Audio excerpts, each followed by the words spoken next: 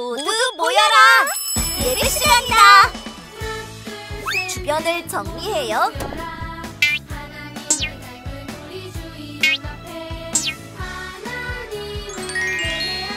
성경책을 준비해요.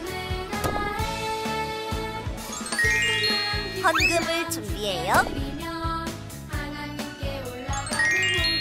핸드폰을 꺼요. 바른 태도로 예배해요.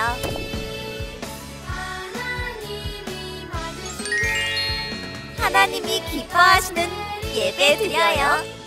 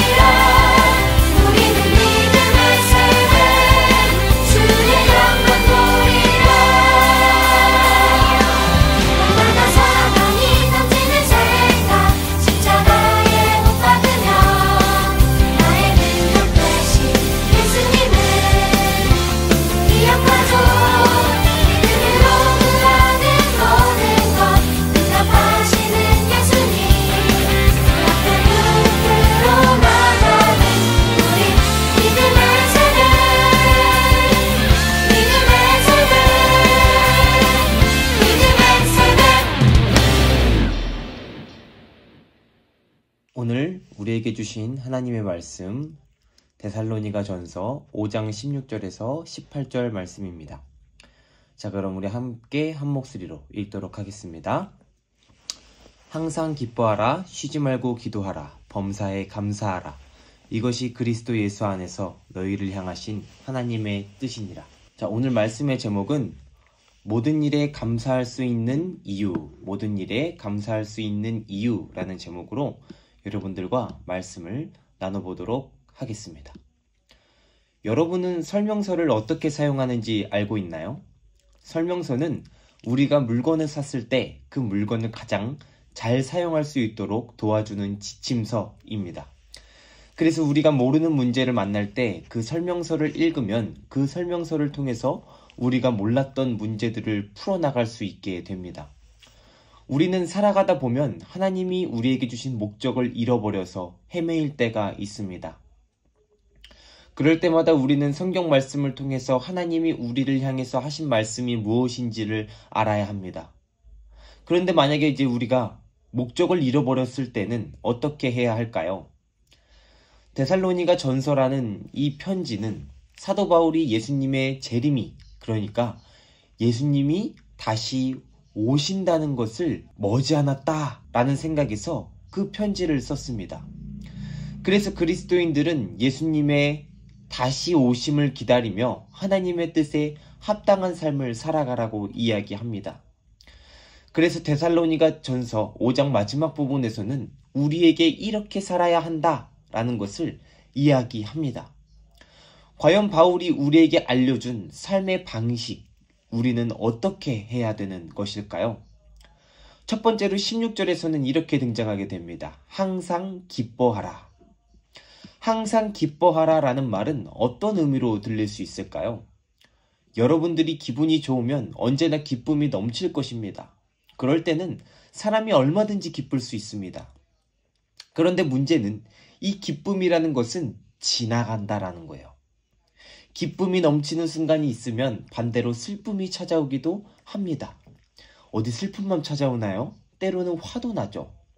속이 상하는 일을 겪어서 괴롭기도 해요.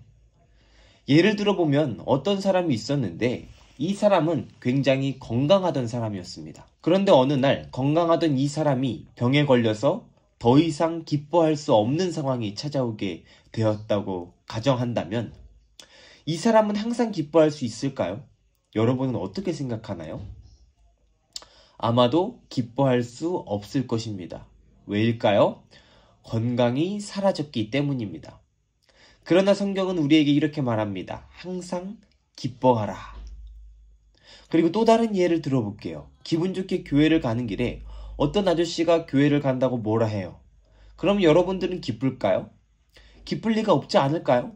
누가 욕을 하는데 기뻐하는 건 정말 미친 사람이에요. 그러나 성경은 우리에게 이렇게 말합니다. 항상 기뻐하라. 성경은 우리에게 항상 기뻐하라 라고 말합니다. 그 이유는 무엇입니까? 하나님이 우리와 함께 하시기 때문에 기쁨을 잃지 말라 라고 이야기하는 것입니다. 하나님은 어떤 상황 속에서도 우리와 함께 하십니다. 여러분이 기쁘든 아프든 슬프든 함께 하십니다. 그래서 우리는 기쁨을 잃지 않을 수 있습니다. 우리 사랑하는 초등부 친구들 마음 가운데 늘 기쁨이 넘치기를 소망합니다. 그리고 두 번째로는요. 쉬지 말고 기도하라 라고 이렇게 이야기합니다. 17절은 쉬지 말고 기도하라 라고 이렇게 이야기를 하는데 왜 기도를 하라고 이야기를 하는 걸까요? 기도를 한다는 것은 하나님의 뜻을 알아가는 기쁨의 수단이에요. 기도를 날마다 하지 않으면 여러분들 목표가 희미해지는 것처럼 공허해져요. 여러분 예를 들어 볼까요? 여러분들이 달리기를 한다고 칩시다. 이제 출발 지점이 있고 종료 지점이 있어요. 달리기를 하면 끝나는 지점이 있다라는 거죠. 그런데 여러분 끝나는 지점이 없이 안 보이게 된다면 여러분들은 달리기를 멈출 수 있을까요? 없죠. 그러면 여러분들은 더 힘들 거예요. 그렇지만 기도를 하게 된다면 하나님의 뜻을, 하나님의 목표를 발견할 수 있다라는 거예요. 그래서 하나님의 사람들은 날마다 기도해야 된다는 겁니다. 여러분들의 가장 귀한 시간을 내서 기도해야 되는 거예요. 쉬지 말고. 그러니까 이 쉬지 말라는 말은 24시간을 다 하라는 말이 아니에요. 24시간을 다 하라는 말이 아니고 매일매일 꾸준하게 여러분들의 시간을 내서 기도하라 라는 것입니다. 그렇게 될 때 여러분들은 하나님의 마음을 알 수 있을 것입니다. 그리고 마지막으로 범사에 감사하라 라고 이야기합니다. 18절 말씀에서는 이렇게 말합니다. 범사에 감사하라. 이것이 그리스도 예수 안에서 너희를 향하신 하나님의 뜻이니라. 범사에 감사한다 라는 것은 무엇을 의미할까요? 모든 순간에서 감사할 조건을 찾으라는 것입니다. 감사를 찾는다는 것은 보물찾기와 같습니다. 보물찾기는 찾기가 쉽나요? 어렵나요? 쉬울 수도 있고 어려울 수도 있죠. 그런데 여러분, 이 감사라는 것도 마찬가지입니다. 쉬울 때가 있고 어려울 때가 있어요. 그런데 그 보물을 발견하게 되면 내 안에는 기쁨이 넘치게 됩니다. 감사를 한다는 것도 그런 거예요. 감사할 조건들이 보이지 않을 때 감사할 조건을 찾게 되면 기쁨이 넘칩니다. 왜 그럴까요? 감사하지 못할 상황에서까지도 하나님은 우리와 함께 하시기 때문입니다. 그리고 이것은 무엇보다도 우리에게 중요한 메시지를 가져다 줍니다. 그것은 무엇입니까? 그리스도 예수 안에서 우리를 향하신 하나님의 뜻이라고 이야기하는 것입니다. 여기서 중요하게 봐야 하는 말은 무엇일까요? 바로 예수 안에서 라는 말입니다. 이 예수 안에서 라는 말은 우리에게 엄청난 위로와 힘을 가져다 줍니다. 왜일까요? 예수님이 함께 하시기 때문에 어떤 것도 두렵지 않기 때문입니다. 우리에게 문제가 생기면 예수님은 한달음에 달려와서 우리와 함께 하십니다. 여러분, 다니엘서를 보게 되면 다니엘의 세 친구는 바벨론이 하나님께 예배드리지 말라는 그 요구를 거절했기 때문에 풀무불이라는 곳에 던져졌어요.